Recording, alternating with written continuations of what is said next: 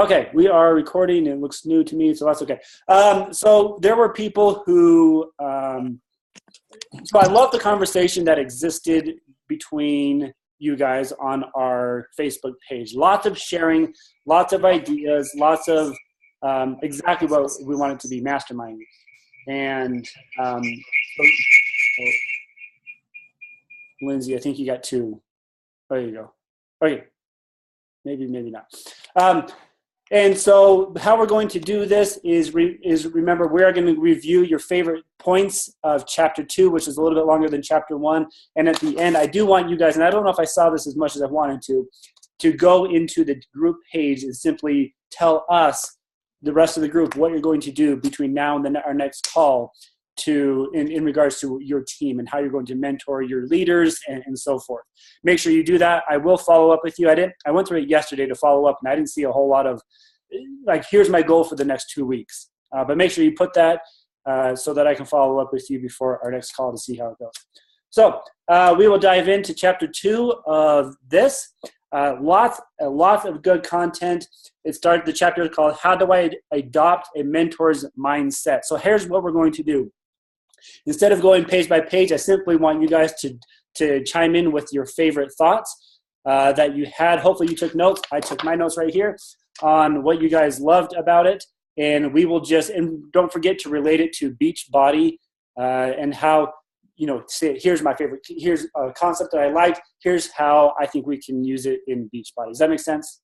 How we want it to go? Okay, so I will chime in where needed, but I'm going to turn most of the time over to you guys. So somebody please kick this off with one of your favorite thoughts from chapter 2. I can start really quickly. The number 2 point, which is limit who you take along.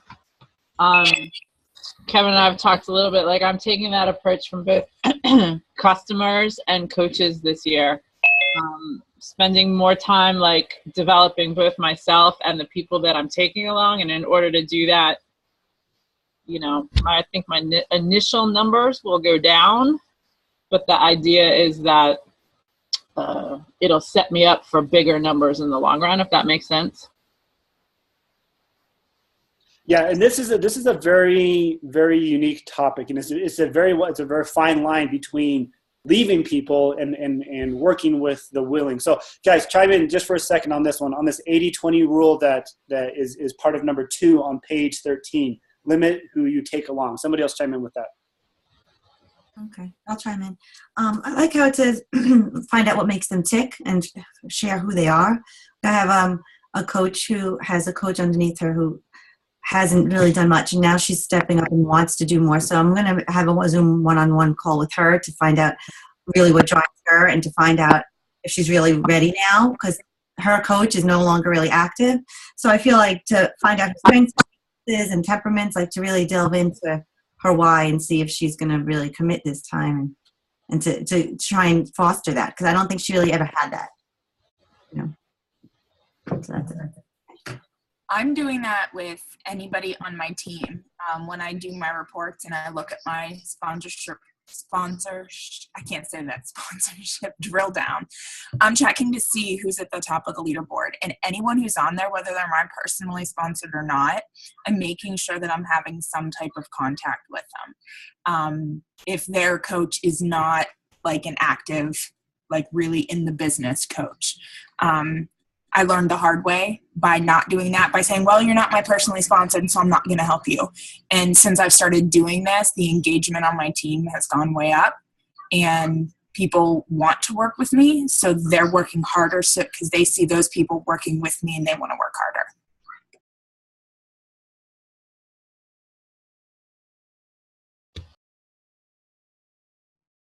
Okay, somebody else chime in here. Let's keep going. I will.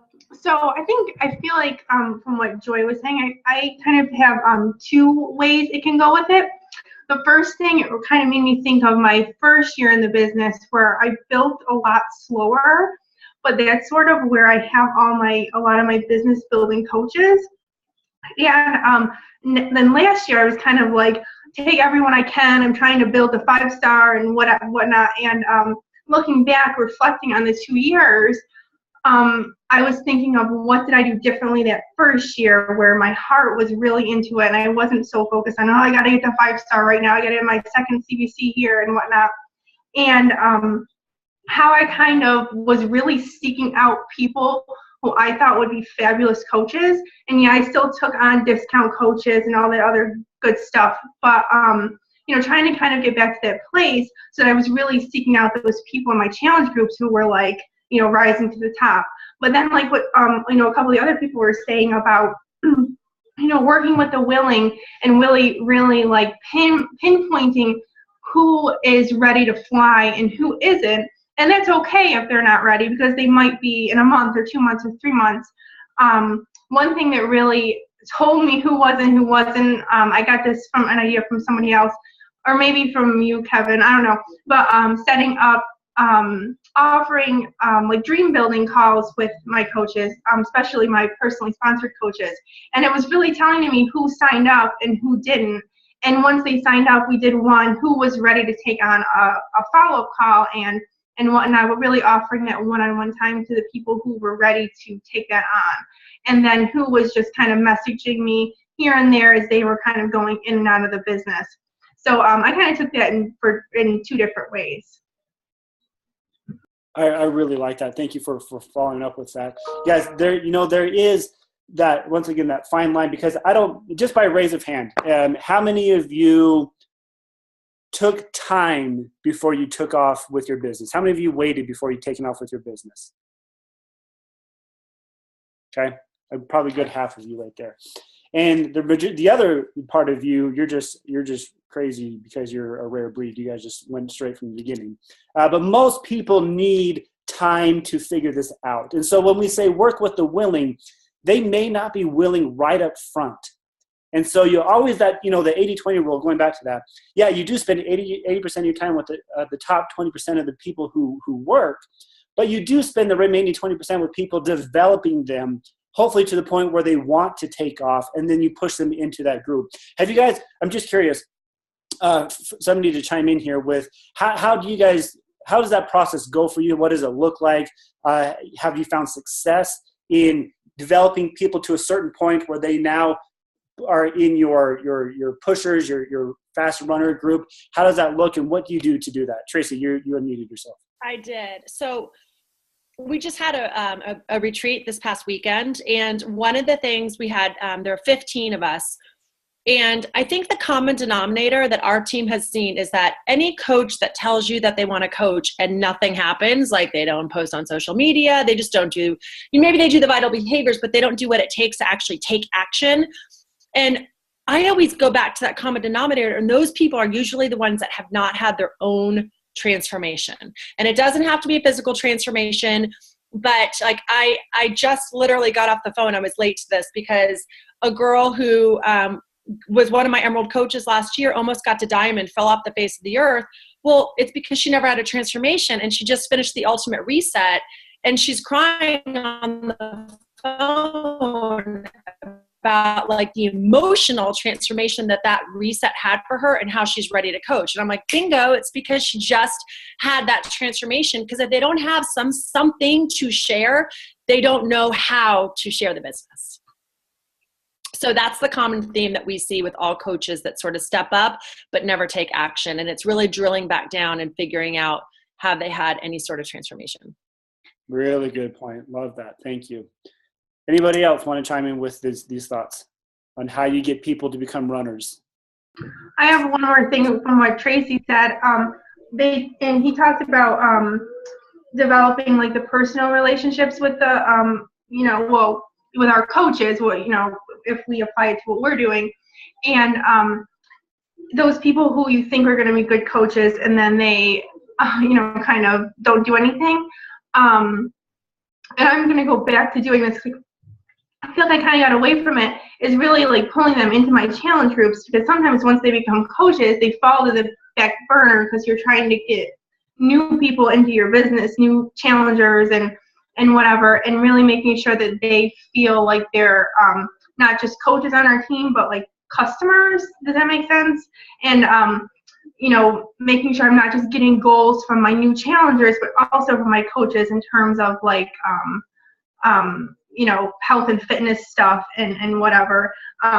It kind of something that she said that Tracy said that just hit home was we're doing like a rolling ultimate reset group. We started in January, and I can't believe how many people jumped into it.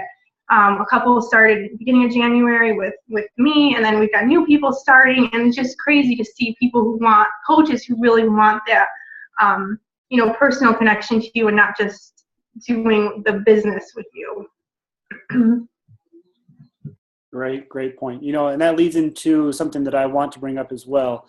If you have the book, I'm going to read on page 12.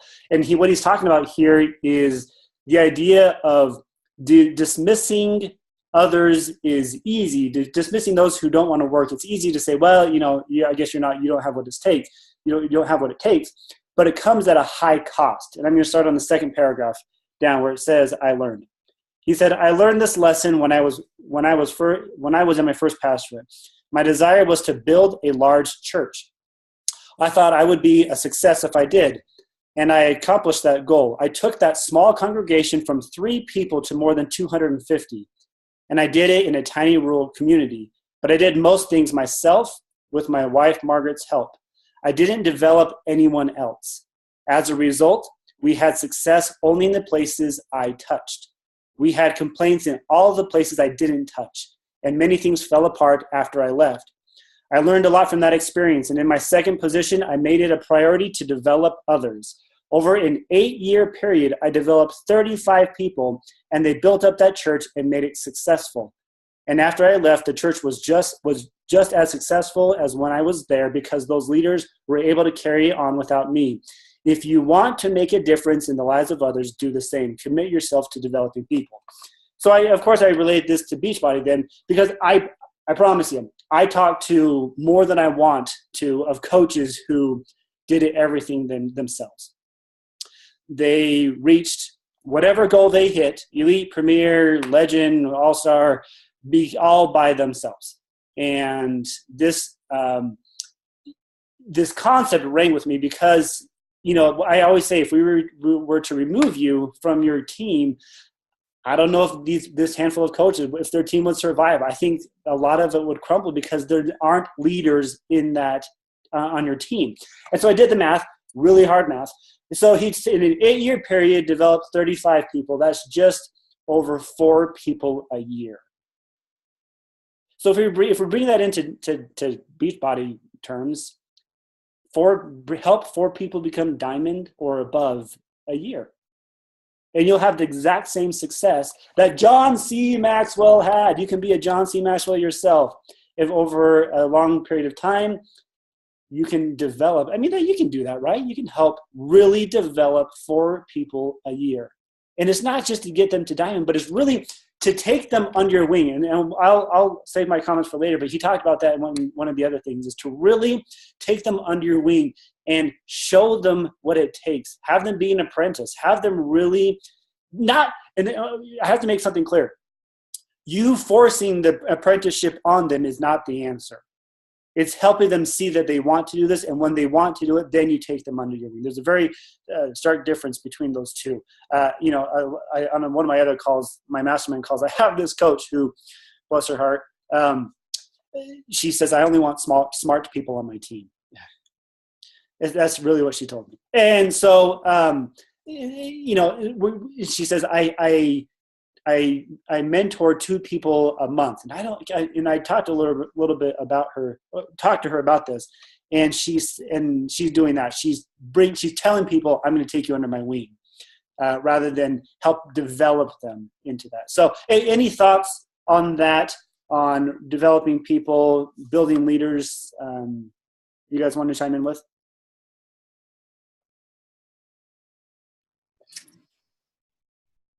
I can go. So one of the things that stuck out to me that has to do with this was number 3, develop relationships before you start. And I've seen this come like full circle in my business for sure. Because I want to give you guys something that we had Sagi Kalev come to our Super Saturday last week, and ours was the week after regular Super Saturday, but the first thing that that came out of his mouth when he was talking to us, he was saying that, there's three things that that just mean the most out of anything, whether you're a coach or your family or whatever you're doing. And number one is relationships, and number two is connection, and number three is communication. And I was like sitting there like going, yes, yes, yes, because just over the course of just, raising up my team, I'm really in the process of, developing leaders. And I sit back and I look at each one of my leaders, and I have a personal relationship with every single one of them. Like, I know the insides and outs of their family life, what they feel, their emotional connection. And like, we are just on a very like we text every single day, and they tell me about their life, and I know about their kids' plays and, things like that. And we're like a family. And it wasn't, for the first part of my, coaching career, I really just wanted to, okay, come on, be a leader and go do your thing. I didn't want to be bothered with all the little intricate stuff. But the more that, I started to go on, and the more that I started to connect with, people who actually were staying around and wanted it just as bad as I did, I found that the common denominator was that we developed a deep personal relationship, and there was a connection there between us, and there was constant communication. And to this day, like you talk about like walking away from your team, I pretty much took like the week off last week, because just for personal reasons and things like that. And I let them know that I wasn't going to be around as much, and I came back and they were just thriving. Like, they didn't shut down, they kept going. And it was because of that. Very good. It's a lot of times we think, well, relationships don't pay the bills. And so, but Liz, you definitely pointed that out, that like, we're in this long term, and the people we work with have to be in this long term as well. And that only can happen when you develop relationships. If all we focus, I'm just a broken record. If all we focus on is our numbers, you're not going to get what you want. That's just not what builds a business here. It's relationships. Somebody else on how you build relationships to get people to become leaders. So I can share, Kevin. So for me, a lot of what I do on my team, we call ourselves a grown-up sorority. So I try to, because I was in a sorority, and I understand that sororities have a draw that draws people in and keeps them around for a long time. And one of that is the relationships. And so for this part, it was more for me, not about necessarily my relationships with my coaches, because I feel like I have that very strong, but more so I realized that the coaches that stick around the longest with me and my entire coaches with each other more than even with myself. And so what we're doing on our team is we're doing regular weekly challenges where we're pairing up people that don't know each other, and they have to hop on a call together and learn about personal life and not talk business, not talk anything else, but just what their life looks like. Because I feel like if we have stronger relationships with each other, then that's going to be what keeps us together. And one of the things here was that, if you walk away, will your team fall apart? And so I realized there for a while that yes, it would. I was the one doing everything and trying to control everything, because that's kind of who I am. So what I've been doing is I've created my own coach advisory board, which I know a lot of teams do this.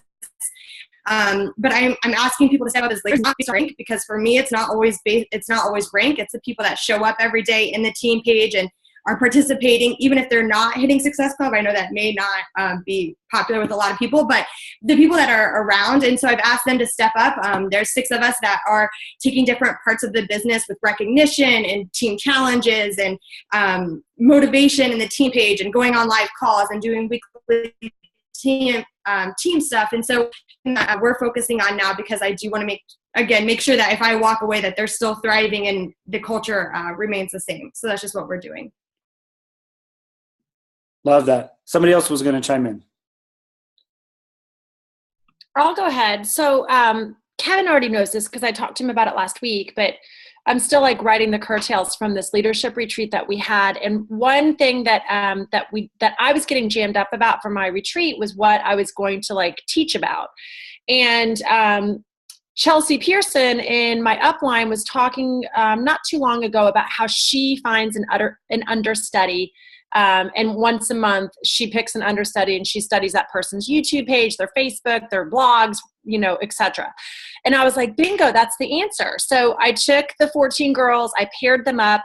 I picked 3 topics. So 2 groups of 3, 2 groups of 2, each had a topic, and they had to pick an understudy. And then they had to present that topic. So like 3 groups presented on recruiting coaches. And they had picked a coach. Most of them were like in the top 50. They did pick one that was like an up-and-comer coach that a few of the girls on my team have been watching. And not only did they feel like totally empowered to stand up at the boardroom in our library and teach our team what they learned, but then they're also going to be following that understudy for the next month, and then they're presenting on our team Zoom call. So what I said to them, I'm like, I'm about ready to go into my 3rd year of coaching, and it can't be Tracy teaching all the time, Tracy doing this all the time. Like, we've done it together. I've taught you guys how to do Zooms. I've taught you guys how to look at understudy. You now are presented to a small group on our team. So now when we have the 25 to 30 people on Zoom calls, you guys own it. You guys pick what you think our team needs to know. Invite all of the coaches on your team and let's rally, but we're doing this together. And they, like, I can't even tell you how like supercharged my team is and what I'm seeing on social media and the flowers that they've sent me and the thank you notes. I mean, they are just like bursting with empowerment. And it's so awesome because that's exactly what everyone on this call wants. Like, we don't want to be doing every single thing for our team.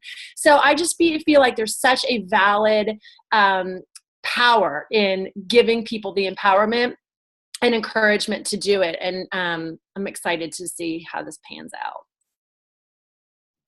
I love that. Tracy and I did talk last week, but I did not hear how it went, and I'm thrilled to hear that success of how it went. Thank you for sharing that. Anybody have comments or questions for Tracy with that? Because I know that's a topic that a lot of you started perking up a little bit about. That's a great idea. Any questions or comments for her on that? No. Okay, then let's move on. Somebody else chime in with a topic that stuck out with you on chapter 2. These 9 things that it takes to mentor people.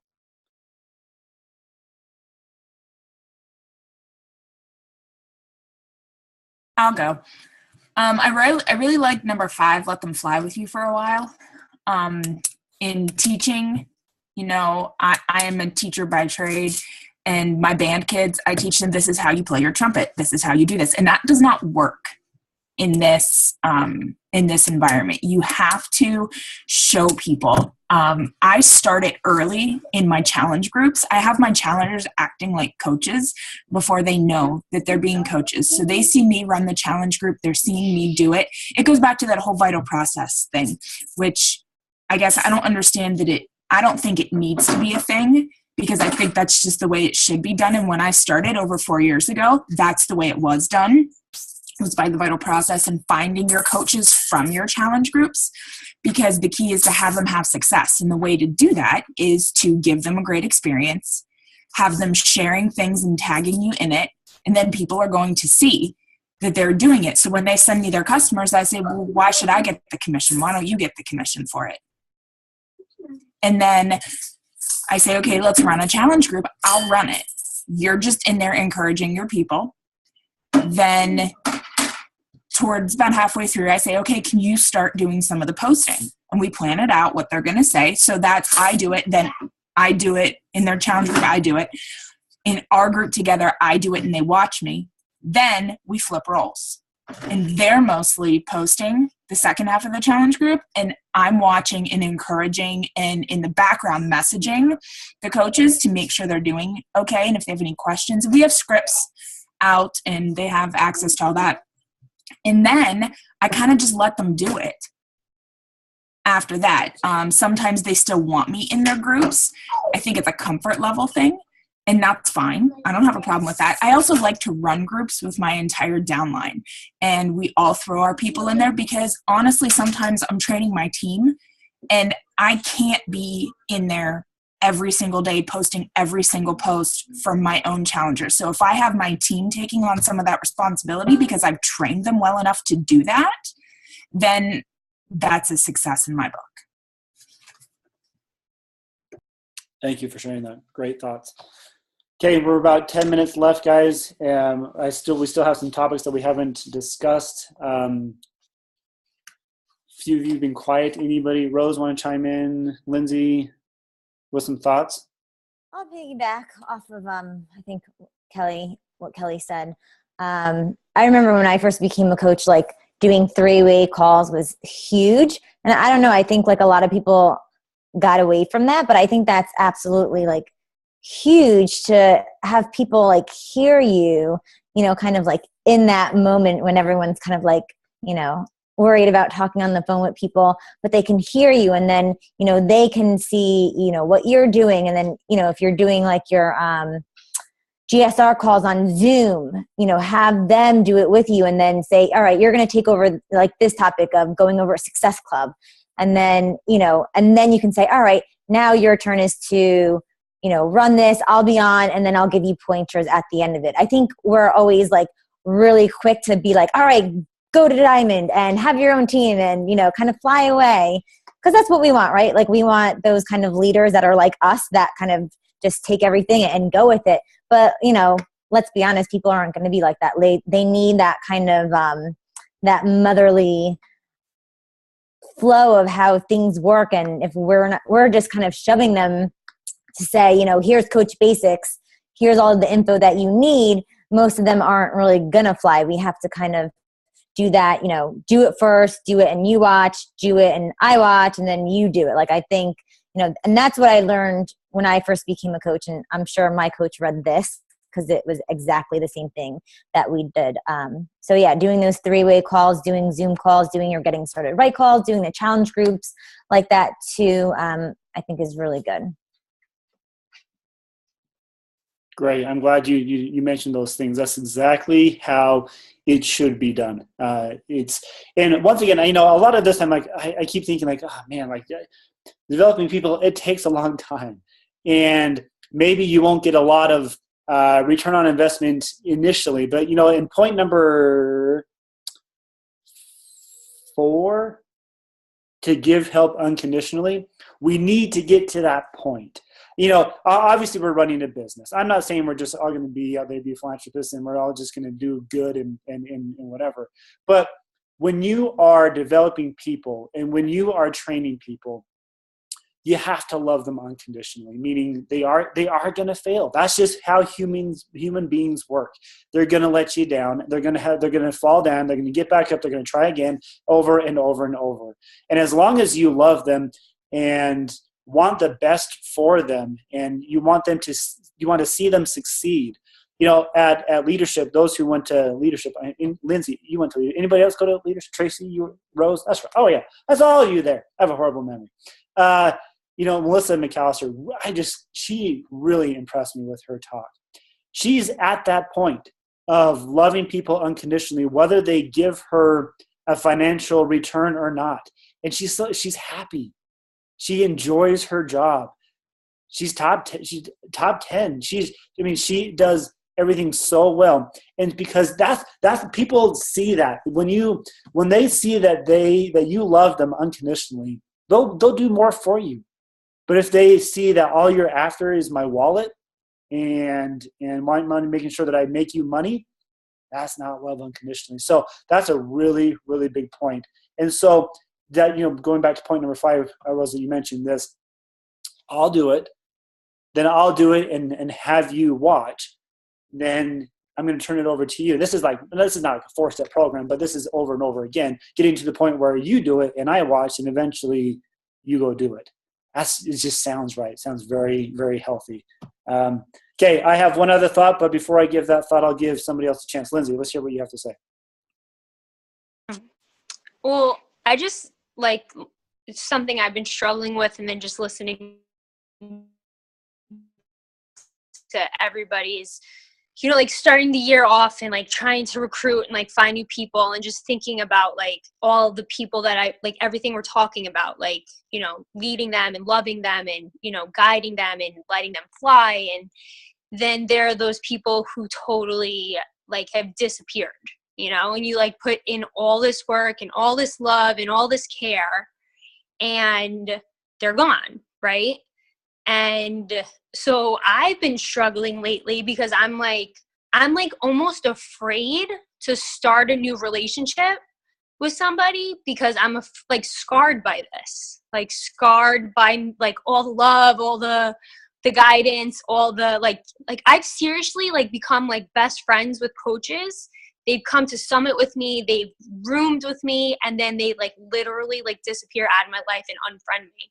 So I'm like almost afraid to like as I'm starting to recruit for 2017 and all my goals are like coming in and I'm like reading this, book and listening to you guys, I'm like literally terrified to like start a new relationship with people because I've seen it. I mean, obviously, I've done well and I've seen it go really well and I've seen it like kill me, like stomp me down too. So I'm like nervous. I mean, if that changes the tone of this call, sorry. Gee whiz, we were such on a good vibe. I'm sorry. What the heck? I'm glad that you're being wrong. I mean, I don't know if anybody else struggles with this, but like last night I was talking to my coach about it and I'm just like, I'm like literally afraid to like start building these new relationships with these new people that I'm meeting because I'm so afraid that I'm going to put in all this love and energy and time and leadership and guidance and everything. And I've done it and they just literally, it just wasn't for them. And I'm like, where did I go wrong?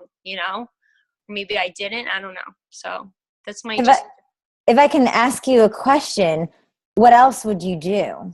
Do you know what I mean? Like if you're not building relationships going forward, what's your other options? Or there is no other option because I would never quit. So like I'm just go and face my fears and like just do my job and like keep building relationships and growing my business. But like I can't help but be like I'm like nervous about it this year.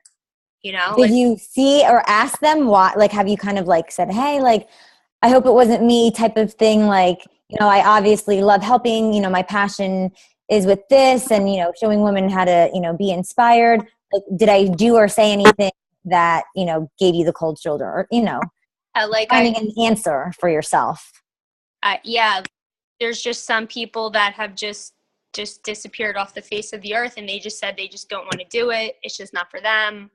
I mean, literally all in diamond coaches and then they just don't want it. They just seriously like unbelievable. My most unbelievable one is the one that like unfriended me and like our entire team. So it wasn't just me, I was just like, we were all taken back by it. So it just like, starting to like build up again. I'm just like, what, of course I'm going to do it. And of course I'm going to build these relationships and keep moving on, but can't help but be like knocked down by it a little bit, I think it's just such an emotional investment that there's no doubt that it's emotionally exhausting. I've had the same thing where you have coaches that all of a sudden like walk away from the opportunity. But one thing that you might want to ask, like I heard you say, like these are like some of your best friends. And I guess my question would be, do you feel like over the course of like every quarter, are you having like the conversation with them about like the weather check? Like where are they at? Like how are they feeling? What are their goals? How, like I feel like there's got to be such a good combination of having that closeness and loving on people, but also having like really authentic, honest conversation. And so I feel like when I kind of realized that point, like any diamond coach or almost diamond coach that left, like it wasn't really a surprise or shocker to me because we both started pulling back often, authentic with authentic understanding because I knew they were taking a step back because of X, Y, or Z. And because of that, I wasn't going to be spending as much time with them. So it was sort of like a mutual understanding. So I guess that would be the only thing that I would ask you is like, if you feel like you had those like boundary and like weather check conversations. Yes. Okay. Yeah, I mean, I definitely have, but then I guess in the past too, I have you know, I'm sure we all have tried to pull them along and, you know, wish and hope and, you know, try to get them to do it because we see the potential, but then you eventually have to let them go, you know? So that's just the reality of it. But yeah, and when I say best friends, I mean, like, I didn't know them before. And then we just built these relationships and got so close. And just like, you know, it says in, like, we're reading in the book, you know, like you build these relationships, you get close with them, you learn about them, you put in the time, and then, like, damn. I have something to add to that because I can relate a lot to what everything that you've said. You know, I've had, you know, 2 diamond coaches of mine that have done the exact same thing, and we were very close, incredibly close. We shared personal things. I know a lot of personal things about them, and I've seen them struggle. I've seen them rise to the top, and I've cheered them on, and then I've kind of caught them when they fell, and you know, just kind of went on this whole big roller coaster with them, all to just in the end, like, my very first diamond coach, who was a Beachbody Challenge winner, who, you know, rose to like a star